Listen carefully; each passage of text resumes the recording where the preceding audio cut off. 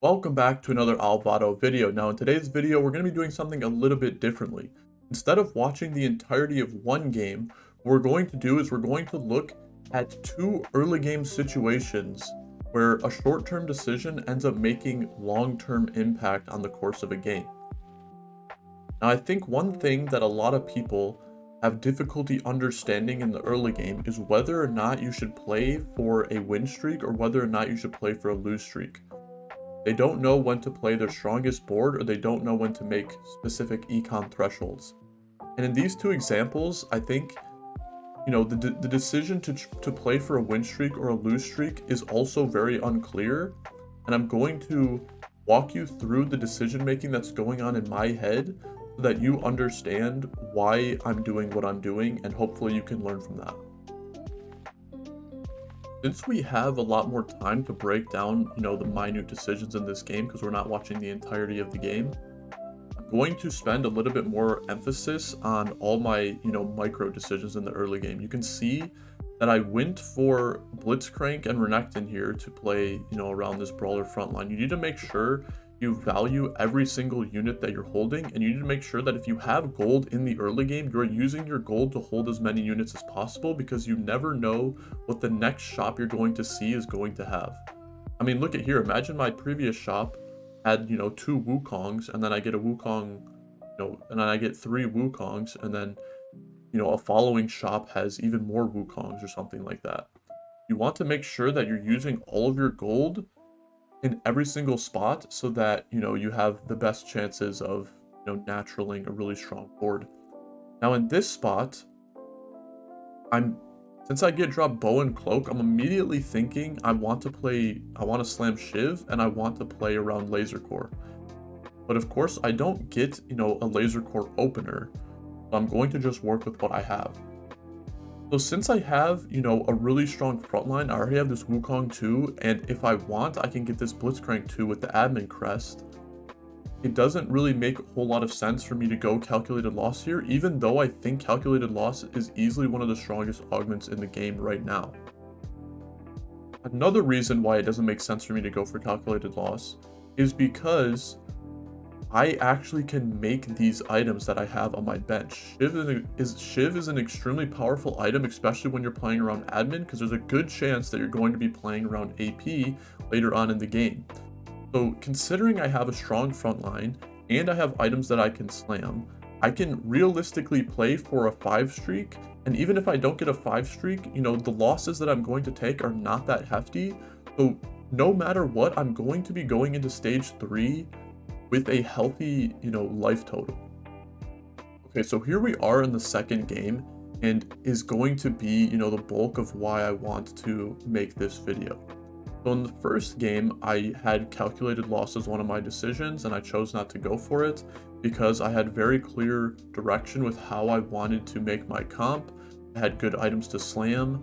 I had, I was basically, had a pretty high roll early game.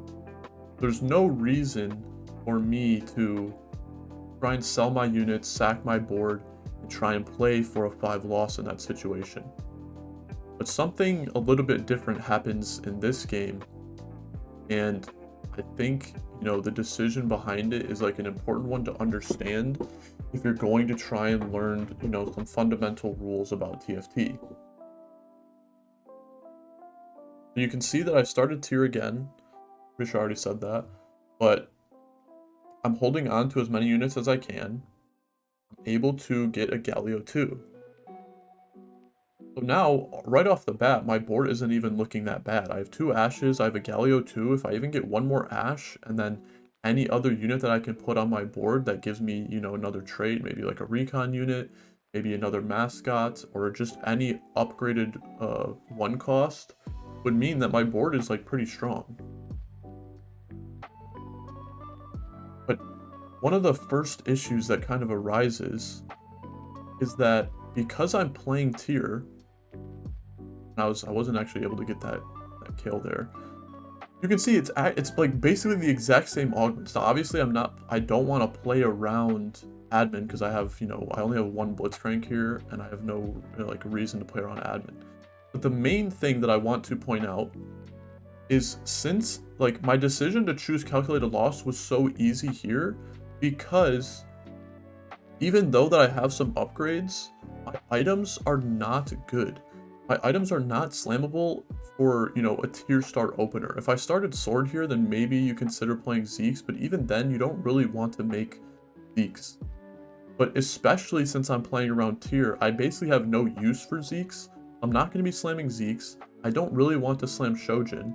Shojin locks you out of so many like viable AP comps, because so many AP comps depend on having blue buff over Shojin. And even though I had Galio 2, Ashe 2, and Kale 2, I'm still choosing calculated loss in this situation, because I really need to guarantee that I get a slammable item on carousel, so I want to sack some HP so I can get that blue buff, hopefully. And so you can kind of see what happens in this game. I play Kale 2 and I play GP. That's definitely not going to win me any rounds. But since they are duelists, they have like a pretty good chance of at least killing one unit. You know, I play some units, but I consider myself maybe being a little bit too strong, so I kind of sack like a lot of my units here. I frontline my Kale to make sure that I don't win. You choose calculated loss, you really need to guarantee that you 5 loss, or else you're going to be playing down a lot of gold. And you kind of have to balance, you know, you getting a lot of units from these free rolls while also like maintaining a weak board. You can see I get underground here, and I actually don't win. I don't even beat this guy because he was playing underground and his board was that much weaker. I tried to sack my board slightly, but you know, of course, even though like you need to guarantee a 5 loss, like what I just said, there's, you know, sometimes you just can't. I mean, here, look. Like, I even put my, like this positioning is basically as grief as I can get, and I chose to sell my my GP, and it's just not worth it, like losing underground. I could have just sold Jinx and Nasus, but I guess I was just taking the chance that I would lose anyways. And the reason why I want to hold on to that Jinx is because, of course, I'm sacking so that I can go for blue buff off of carousel. And my main idea is that I want to play around blue buff Zoe, and so I wanted Jinx so that I could eventually get, you know, the pranksters in when I play around Zoe. So now I'm basically just trying to save as much HP as possible. I still want to lose, even though that I won one of the rounds. With calculated loss, you get so much value out of losing. So, you know, I definitely don't want to start winning, even though that I won that round. I'm losing about, you know, 4 to 8 gold because I won that one round. Because one, I lose the 2 gold from calculated loss, and then I lose the 6 gold from hitting the 5 streak on both 2-6, and the 3 gold from losing the 5 streak both on 2-7. And so I basically, you know, you get a lot of natural shops with calculated loss because you get a free roll on top of getting the gold. And then I'm going to do a massive roll down on 3-2. I don't really like the augments that I see. Spike Shell and Cosmic Barrier are both extremely powerful augments to play around, because since I'm playing around Zoe, I can say, okay, I'm just going to reroll Zoe and I'm going to reroll one of these threats. I'm able to get my underground cash out at level to 6. I choose to go for Cho'Gath here instead of Rammus because I'm pretty sure I would rather have MR for my entire team. And then I choose to make my transition here. You can see I hit one Zoe and I hit like a MF pretty early, so I'm able to play around this MF. And then this is my board that I choose to stabilize around.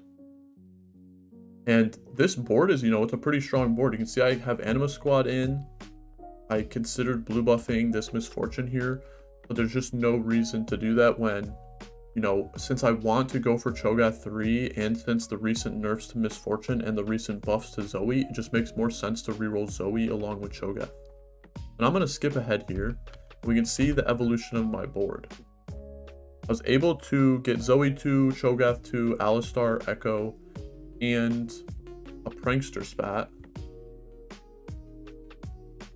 And you can kind of see how my early game play where I chose to stack for blue buff is able to make it so that I can stabilize on 3-2, because imagine I choose to win streak in that spot. I basically have to, you know, give up my chances of playing around a comp that makes sense, and I just have to pray that I high roll my items and I high roll my units. Because you can see, if you look at my items here, Sunfire, Chain, Glove, Sword, Bow, and Blue buff. I was not given another tier. So I wouldn't have been able to play around Zoe in this spot, because it makes, you know, Zoe gets significantly more strong when you have the blue buff to play around her. So now we can continue seeing the evolution of my board. I now have 6 Zoes. I have a Cho'Gath 3. I throw in a Vel'Koz. I choose, or I decide that LeBlanc is stronger. And here, let's just watch one of these fights so you can kind of see exactly how a composition like this might work out. You can see this guy's board has threat level maximum. He has evasion. He has Bel'Veth with some pretty solid items. You know, this is easily one of like the strongest comps in the game right now. But because I have this Zoe 3 and this Cho'Gath 3, I'm able to, you know, contest this guy's streak.